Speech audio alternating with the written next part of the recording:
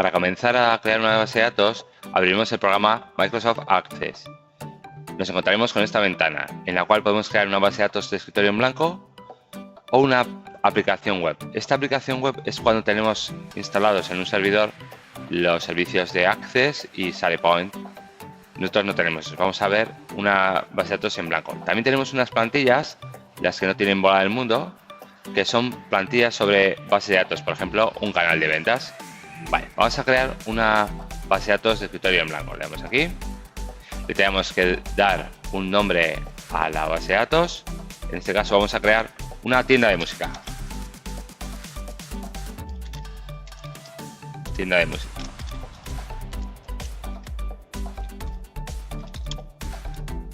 Vale. Y tenemos que decir que la guarde en una carpeta. Le damos aquí, busco una ubicación para guardar la base de datos y elegimos dónde queremos guardarla. Por ejemplo, si queremos guardarla en nuestra carpeta de clase, vamos a la carpeta de clase, a la que queramos, ¿vale? Y la guardamos.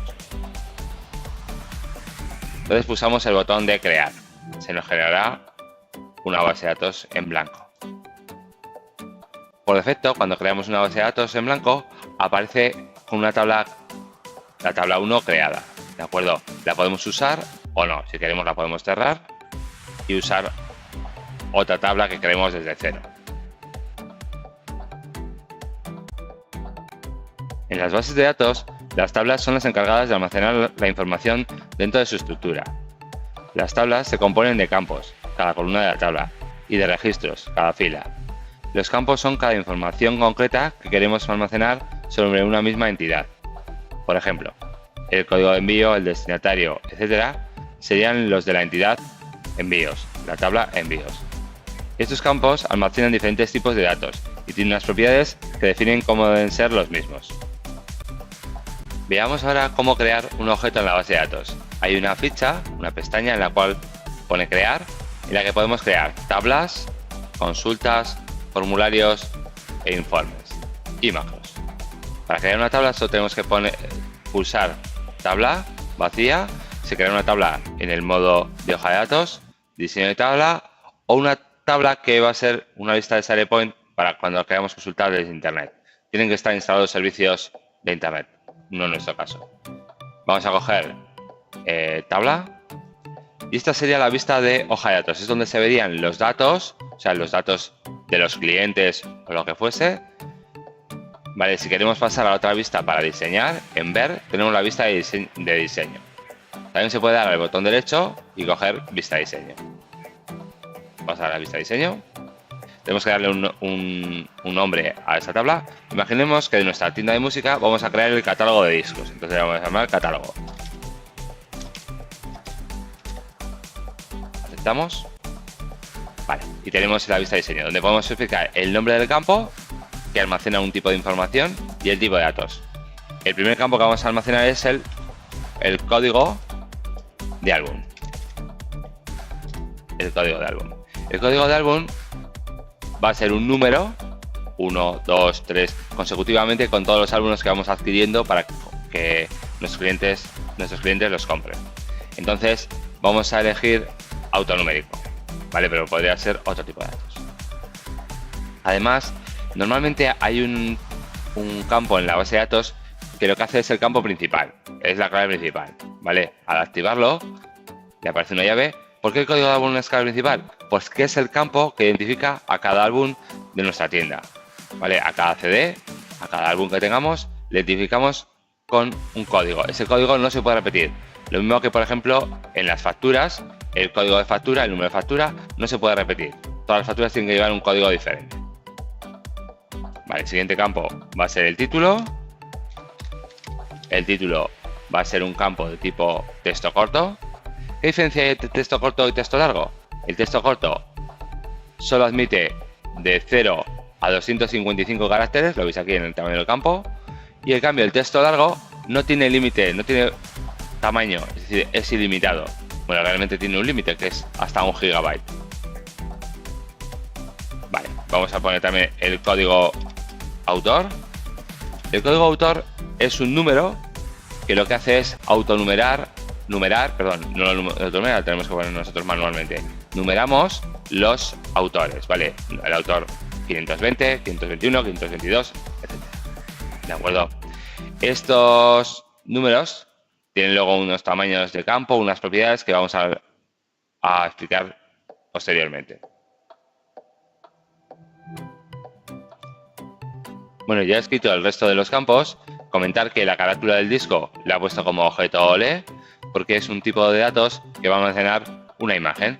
Puede ser para almacenar imágenes, vídeos, sonidos, etc. En cambio, el precio es de tipo moneda, es decir, es un número con su moneda. Además de los que hemos visto, también hay tipos fecha-hora. Son para campos que necesitan almacenar una fecha o una hora. Campos de tipo sí no, aquellos campos que necesitamos almacenar sí o no, pagado, sí, no, apto, sí, no. Hipervínculos son para campos que necesiten un enlace, página web de la empresa, y ahí ponemos la dirección web, www, lo que sea. Datos adjuntos y calculado son dos tipos de datos que son nuevos. Datos adjuntos permite adjuntar un pequeño archivo dentro del campo. Y calculado es un campo que permite hacer un cálculo con otros datos de nuestra tabla. Tienen que ser de datos numéricos, lógicamente. Vamos a elegir en este caso moneda. Vale, esta sería la vista de hoja de datos. La guardamos con el disquete siempre para guardar cuando no sepamos si hemos guardado o no. Y en la vista de hoja de datos es donde podríamos ver el listado de nuestros discos cuando los tengamos.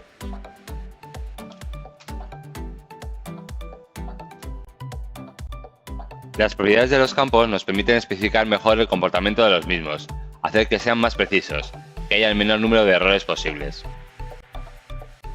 Una de las propiedades de los campos es el tamaño. Indica la capacidad que tienen para almacenar información. Para los campos de tipo texto corto, la propiedad esta determina el número de máximo de caracteres que puede introducir en el campo, siendo el valor máximo 255, que corresponde a un byte de información. Los tipos de texto largo no están limitados. Para los campos de número tenemos las siguientes opciones: byte, equivalente a un carácter, para almacenar valores enteros 0 y 255. Entero, para valores enteros comprendidos entre menos 32.000 y más 32.000. Entero largo, para valores enteros comprendidos entre menos 2 billones y 2 billones. Simple, admite decimales con precisión simple, 7 dígitos. Doble, admite decimales con precisión doble, 15 dígitos. Y decimal, admite decimales con precisión de 24 dígitos. Los campos de tipo autonumeración son enteros largos. A los demás tipos de datos no se les puede especificar el tamaño, están fijos. El formato es la propiedad que permite especificar cómo se verán los datos una vez introducidos en la tabla. A todos los tipos de datos se les puede especificar un formato, excepto a los tipos objeto OLE, datos adjuntos e hipervínculo. Existe un asistente que nos permite configurar la propiedad en algunos tipos de datos, pulsando en los dos puntos suspensivos al final del cuadro de propiedad. Existe una serie de descriptores, símbolos, que podemos utilizar en cada tipo de datos para personalizar más el formato. Dependiendo del tipo de datos tenemos más o menos opciones. La máscara de entrada determina qué elementos son válidos en cada posición del campo. Por ejemplo, si el primer carácter de un campo de texto es una letra, un dígito o cualquier otro carácter, y si es obligatorio o no. Hay un asistente de la máscara de entrada para algunos tipos de datos, haciendo clic en los puntos suspensivos al final de la propiedad. Pero también lo podemos hacer manualmente introduciendo los descriptores, los símbolos adecuados. La propiedad título permite especificar un texto que se visualizará en la vista de hoja de datos, en los formularios, consultas, etc., con independencia del nombre del campo. Por ejemplo, el campo que tenga como nombre CP puede tener como título código postal. El valor predeterminado es el valor por defecto en el campo, es decir, el valor que aparece en él, aunque puede ser sustituido por otro. Por ejemplo, en la provincia, el valor por defecto podría ser Vizcaya, es decir, que solo tendremos que cambiar cuando no sea Vizcaya. Suele ser el valor más frecuente para ese campo. Las reglas de validación verifican que los datos que un usuario introduce en un registro cumplen con las normas que se especifican antes de que el usuario guarde el registro. Una regla de validación puede contener una fórmula o una expresión, es decir, especifican el contenido de los datos. En la propiedad texto de validación escribimos el texto que queremos que nos aparezca en pantalla si introducimos un valor en el campo que no cumple la regla de validación especificada. La propiedad requerido indica si el campo es obligatorio. Si se establece en sí, no se puede dejar vacío.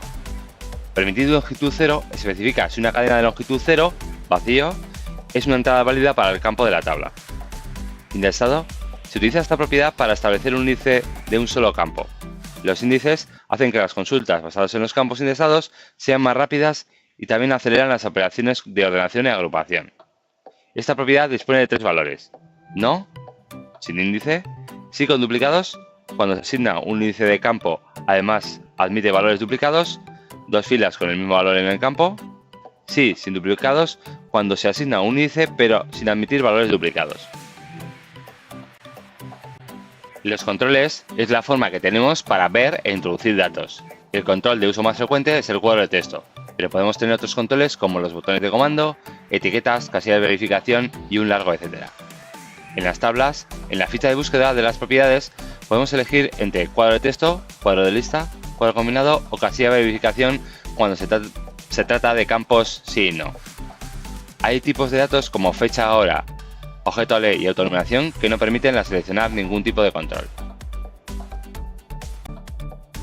En una base de datos de una tienda de venta de discos de música tenemos la tabla de ventas. Si la abrimos, veremos que podemos crear nuevas facturas dándole un clic aquí y escribiendo el DNI del cliente que nos compra, el NIF del cliente que nos compra. Tenemos que hacerlo creando el DNI. Pero claro, estos datos ya están en una tabla de clientes que está aquí. Podríamos crear un cuadro combinado que busque los datos en esta otra tabla, en la de clientes. ¿Cómo lo hacemos? Para ello vamos a pasar a la vista de diseño y podríamos hacerlo manualmente desde búsqueda, ¿vale? Seleccionando el NIF del cliente y cambiando el control de campo a cuadro combinado. Pero claro, hay que saber todas estas propiedades del campo, hay que rellenarlos bien para que eso. Hay un asistente que nos permite hacer de una forma más fácil. Aquí donde pone tipo de datos, elegimos asistente para búsquedas.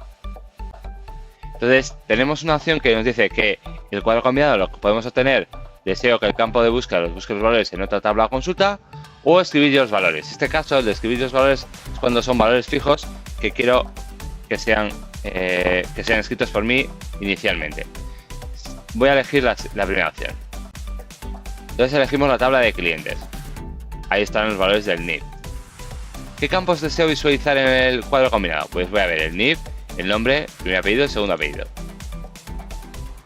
Podemos ordenar o no los datos de los NIF de los clientes por el primer apellido o por cualquiera. Vamos a ordenar, por ejemplo, los datos de los clientes por primer apellido.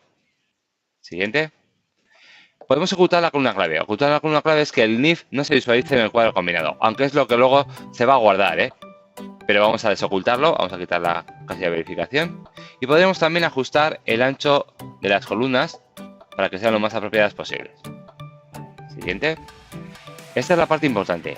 ¿Qué columna de un campo de búsqueda contiene el valor que sea guardar o utilizar en la base de datos? O sea, ¿cuál de estos cuatro campos es el que yo quiero guardar en la tabla? Yo quiero guardar el NIF. Vale, siguiente. ¿Y cómo le llamamos al campo de búsqueda? NIF cliente. Correcto. Finalizar. Dice que la tabla debe guardarse para que se creen las relaciones adecuadas. Le decimos que sí. Y ahora cuando vayamos a la vista de hoja de datos, comprobaréis que puedo elegir en este desplegable quién es el cliente que hace la compra. Pues si, por ejemplo, nos compra Arancha, lo elegimos y luego vamos rellenando el resto de los campos.